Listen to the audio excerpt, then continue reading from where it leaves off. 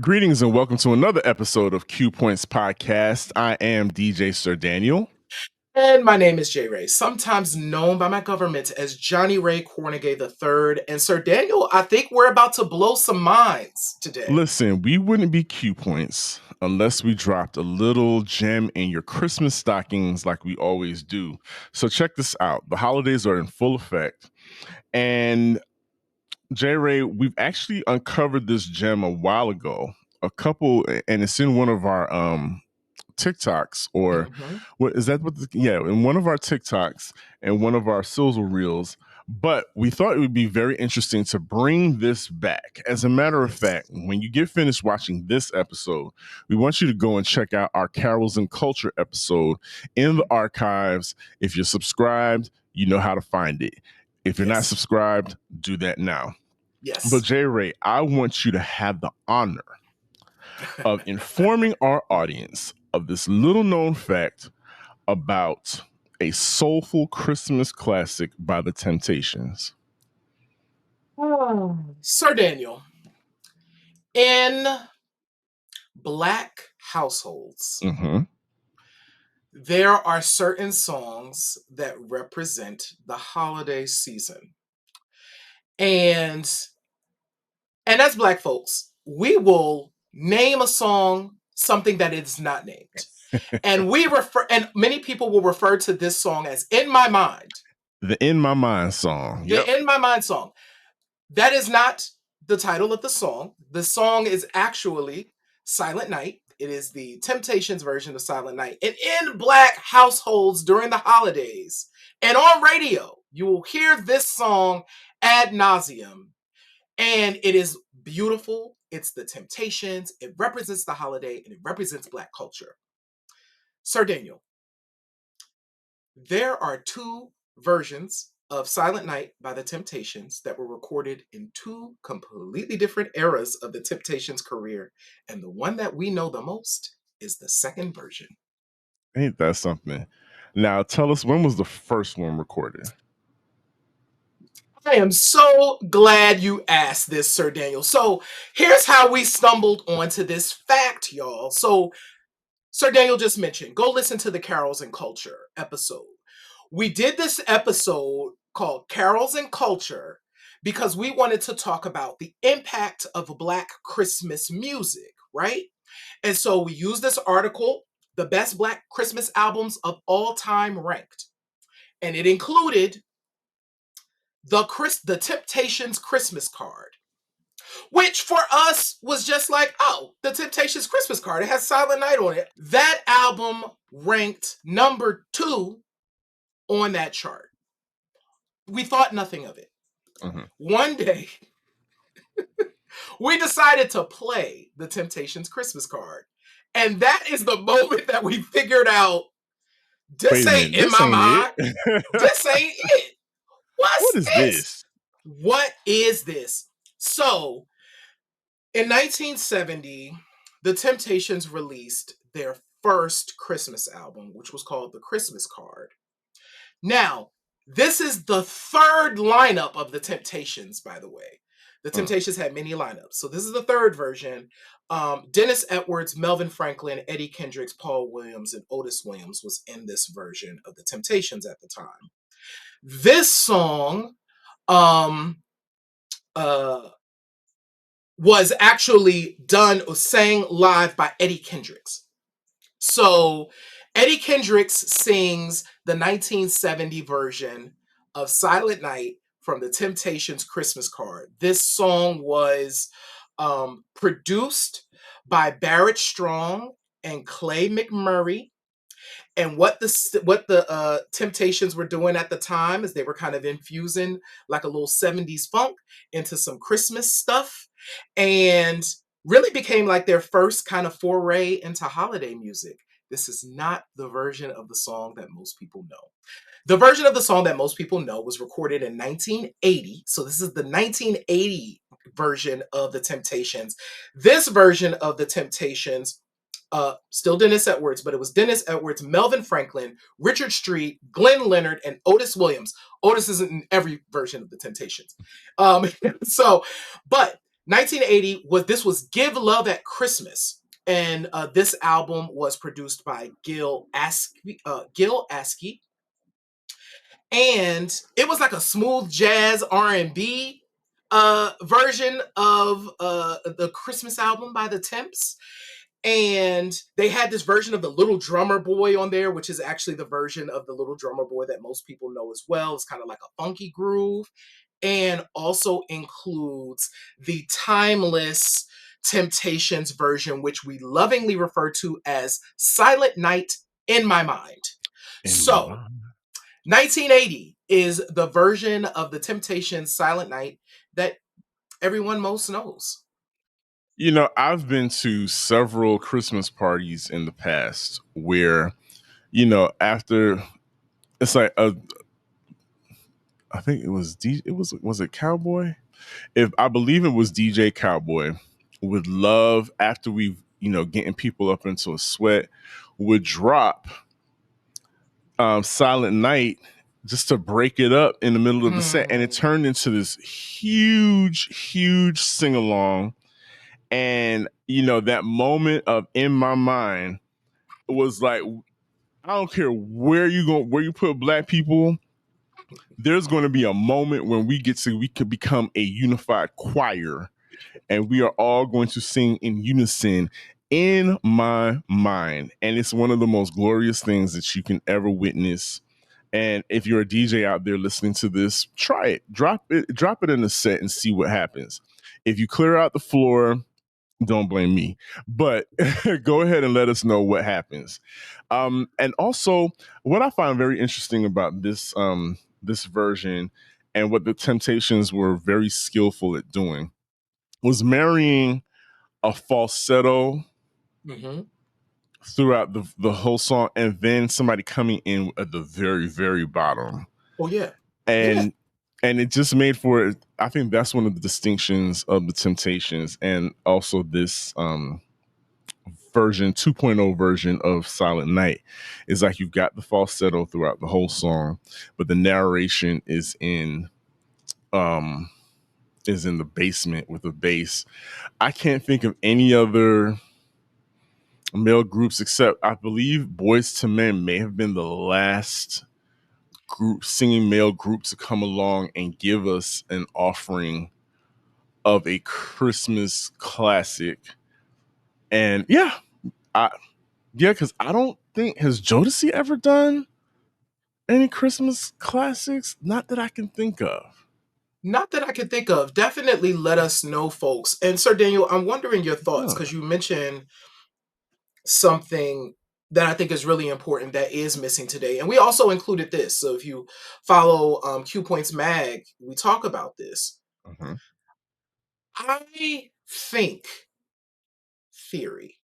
DJ Sir Daniel normally has the theories, but I have a J Ray It's theory J at the Ray's moment. time. Yes. Yes. I think that one of the reasons this song endures is because of the distinction of the black male voice is Hmm. very clear on this song, right? Yes. So The range. Yes. the ranges of songs. So you got a Dennis Edwards, which is a gravelly. You got a Otis Williams in the bottom. You know what I mean? And so there's this very clear range of voices, but it's all anchored by this distinctly deep male voice that we do not hear in music, in pop culture, pretty much anymore, right?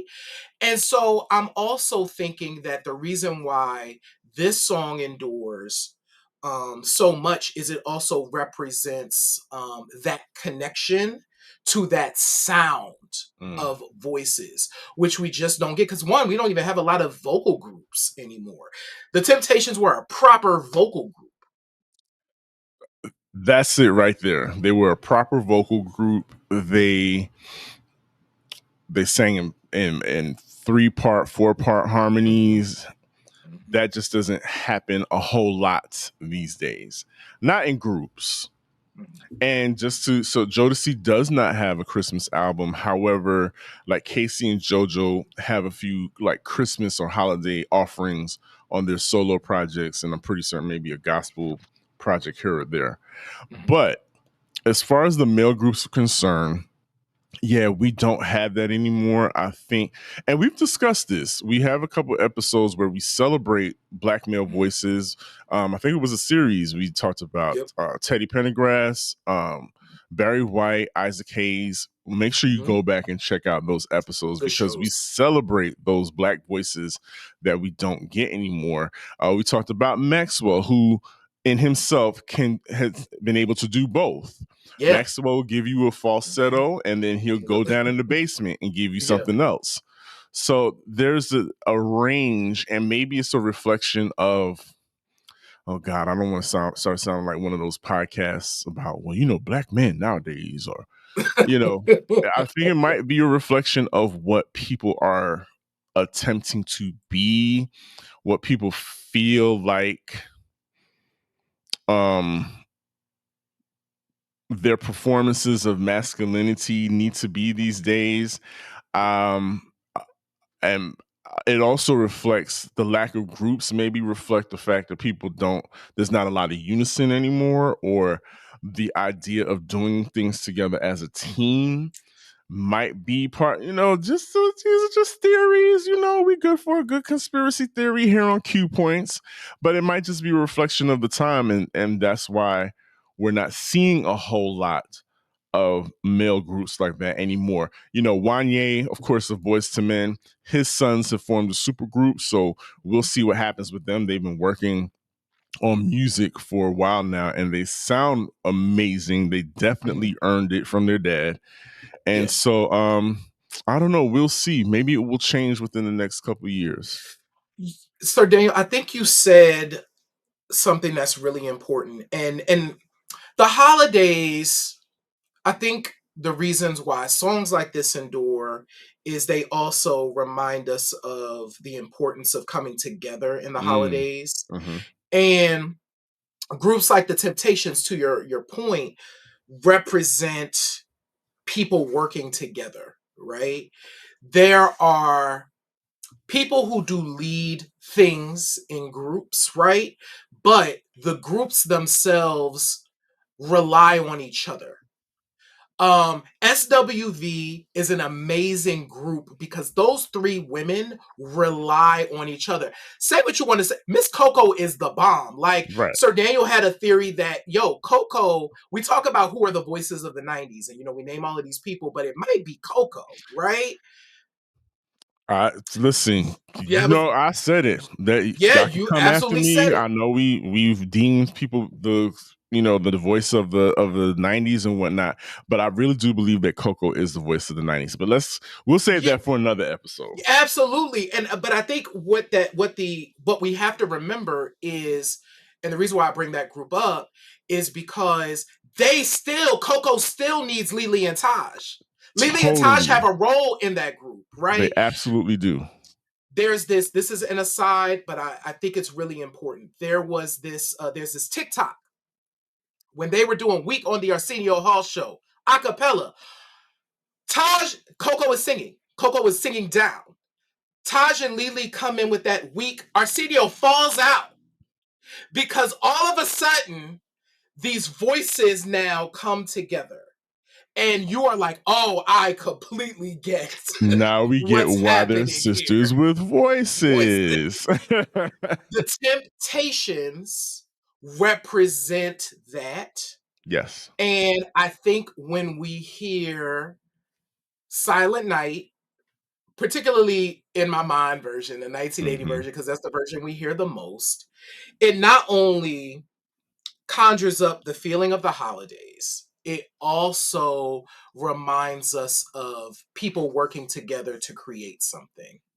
And that's a beautiful thing. It's in our DNA. And that's why I think that song endures. One, it's just a beautiful rendition of Silent Night, period. Both versions, by the way, are really, really good. So you should definitely go back and listen to the Christmas card version with leads by Eddie Kendricks. and check it out, just so you know. But both versions of these are unique and distinct. And I thought that was interesting too, where you have one group, but two versions of the same song that are miles apart from each other. Mhm. The only thing connecting them is the group themselves. And that, you have to have a great musical director, somebody that knows how to produce. Mm-hmm. That's a part of production that people don't understand. The vocal arrangements, and we've been diving into that a lot lately here on Q Points, on that aspect, because that's a very important aspect of creating music, creating songs, so that you can have different versions of the same song that will live forever and Yes. grow the legs of a caterpillar and continue to crawl throughout generations. But yes, the idea though of coming together and working is what we're about here on Q Points. I couldn't do the show without J Ray. I like to think that he can do it without me, I can't do it But without you. How would that be possible? I could not. There is no Q points without. I couldn't do it without you. And thank you for you not being able to do it without me. I think right. that's important.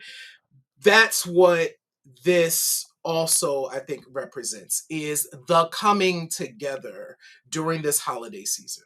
Absolutely. Well, we come together to create Q Points content for you, and we enjoy doing it, and we want you to find out about it. So there's things that you need Yes. to do in order to be kept in the know. J Ray, tell Yes. them right now, take your part and tell them slowly. And while you do that, I'll You're going to do narrate the behind. high? No, I'm gonna do the. You're gonna say your spiel, and Okay. I'm gonna narrate it in the bass voice after. Yeah. Okay. Well, thank you. Mhm. Go That ahead. just tickled me. So I don't know what he's going to do, y'all. But thank you all so much for joining us. We want to thank you. If you can hear our voices, if you can see our faces, please subscribe wherever Go you on and are. subscribe. Share the show with your friends, family, colleagues. If you love Q Points, chances are they will love Q Points as You well. know you do. Please visit our website at qpoints.com, where you can check out our newsletter. You can check out other episodes of the show. Also, last but not least, you can Not absolutely least, y'all. you can shop our store at store.qpoints.com, where Get you you can some get merch. So we you're love right. y'all. We thank you so much. I don't have no sense, and y'all already know it. But what I do know is that in this life, you have a choice. You can either pick up the needle or you can let the record play. I'm DJ Sir Daniel, My name is Jay Ray, y'all. and this is Q Points Podcast, dropping the needle on Black music history. We will see you on the next go round. Peace. Peace. I thought you was going back Peace. down in the base. Peace.